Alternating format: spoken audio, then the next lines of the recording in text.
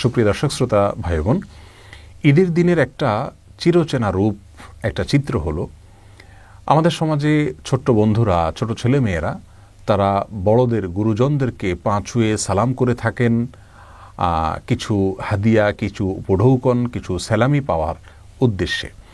তো এই পা ছুঁয়ে সালাম করে সালামি কালেকশন করা এটা জায়েজ আছে কিনা, অথবা অনেক মুরব্বীকে দেখা যায়, অনেক বড়দেরকে দেখা যায় তারা ছোটদেরকে সালাম পা ছুঁয়ে সালাম দিতে বাধ্য করেন, তারপরে তাদেরকে সালামি দেন, তা না হলে সালামি দেন না।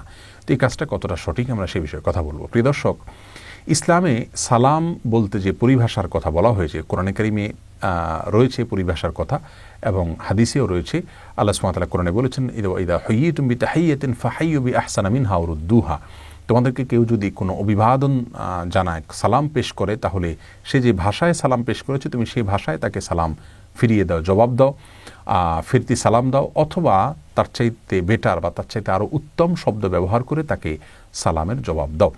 রাসূল করিম সাল্লাল্লাহু আলাইহি ওয়াসাল্লাম সালাম দিতে আমাদেরকে নির্দেশ করেছেন। চিনি না, যে কোনো মানুষকে, চেনা অচেনা সব মানুষকে সালাম দেওয়ার নির্দেশ তিনি করেছেন। সালাম মুখ দিয়ে উচ্চারণ করে একজন আরেকজনের শান্তি কামনা করে দোয়া করা হয়, সেটাই হলো সালাম। পা ছুঁয়ে সালাম করার মতো কোনো ধারণা ইসলাম আমাদেরকে দেয়নি, যার কারণে পা ছুঁয়ে যে কাজটা করি এটাকে আসলে সালাম বলাটাই সঠিক নয়, এটা কোনো সালামই নয়।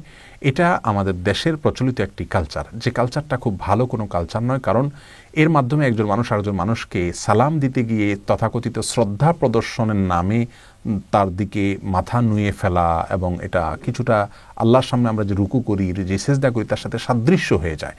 তো কোনো মানুষকে সম্মান দেখাতে গিয়ে আল্লাহর জন্য আমরা যেভাবে সম্মান নিবেদন করি সেইভাবে সম্মান নিবেদন করা, এটা আমাদের তাওহীদের সঙ্গে যায় না। সেই জায়গা থেকে পা ছুঁয়ে সালাম দেওয়া এটা সুন্নাহ বিরোধী কাজ, এটা অনুত্তম কাজ, এটা ভুল কাজ, এটা শিরকের সাথে সাদৃশ্যপূর্ণ কাজ। আমি শিরক সরাসরি বলছি না, শিরকের সাথে সাদৃশ্যপূর্ণ কাজ, বিধায় এটা আমাদের পরিহার করা উচিত।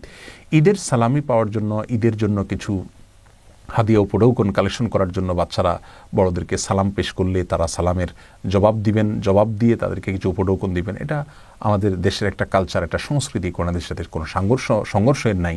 এটা হতে পারে, কিন্তু পা ছুঁয়ে সালাম করতে হবে, তারপরে দিতে হবে, এই জায়গাটা থেকে আমাদের বেরিয়ে আসা উচিত। বরং মুখে আসসালামু আলাইকুম রহমতুল্লাহ বলল, আমি ওয়ালাইকুম আসসালাম রহমতুল্লাহ বললাম, হাসি মুখে তাকে কিছু উপহার দিলাম, কিছু হাদিয়া পেশ করলাম, এটা হওয়া উচিত। আর বাচ্চাদেরকেও সালাম পা ছুঁয়ে সালাম দিতে বাধ্য করা উচিত না, বরং তাদের শেখানো উচিত যে না, পা ছুঁয়ে সালাম নয়, পা ছুঁয়ে সালাম করতে গেলে তুমি মাথা নত হতে হয়, এ মাথা শুধুমাত্র আল্লাহর জন্য নত করা, এটাই একজন মুসলিমের জন্য ইসলাম কর্তৃক নির্দেশিত। বিধায় আমরা পা ছুঁয়ে সালাম দিয়ে সম্মানী নেওয়া, অথবা পা ছুঁয়ে সালাম করার পর সম্মানী দেওয়া, এই কালচার থেকে আমরা বের হয়ে আসার চেষ্টা করব। আল্লাহ সুবহানাহু ওয়া তাআলা আমাদের সবাইকে সেই তৌফিক দান করুন। আসসালামু আলাইকুম ওয়া রাহমাতুল্লাহি ওয়া বারাকাতুহু।